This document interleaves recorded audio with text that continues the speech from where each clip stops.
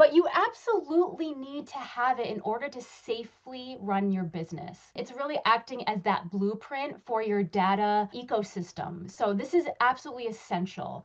But you can do this in steps. But why, right? We're answering the why do we need a data inventory? So obviously we need that so we can identify the types of data that the business is storing and processing and sharing, right? So once you kind of have a bit of grasp and you have your arms around that, that is really going to help you define what your scope and applicability is as it relates to the privacy obligations that you have.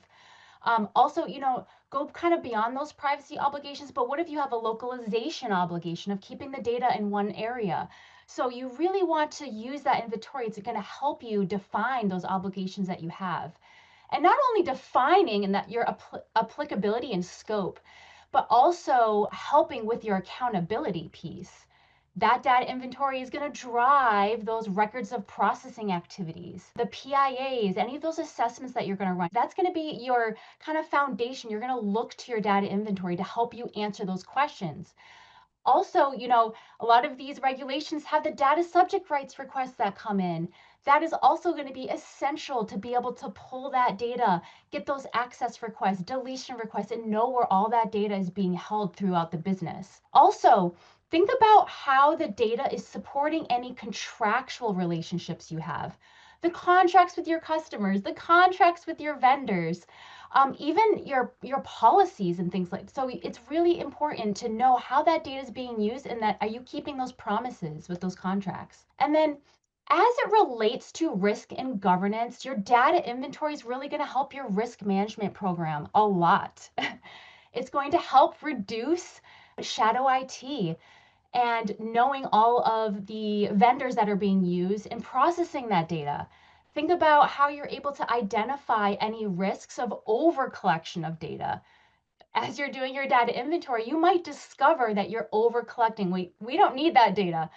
And then into audit evidence, think about for folks that are, maybe an ISO audit, let's use an example, where you have to pull population requests and you have to provide samples. I mean, there's so many areas here of why you need this data inventory. It's going to help with your incident response, knowing where that data lives, who it's being shared with if there is an event. Then going into the AI and beyond bucket, we were actually chatting before this how important that this is now because of AI. We're not specifically talking about AI, but this is so important. It's the foundation. And knowing what data is going into those AI models, what data is being trained, and also what is that data that is in the output. So again, this is just so important. There's a lot of requirements for transparency to show what is happening with the data. Where is it going? Again, that's going to look to your data inventory to be able to feed that transparency.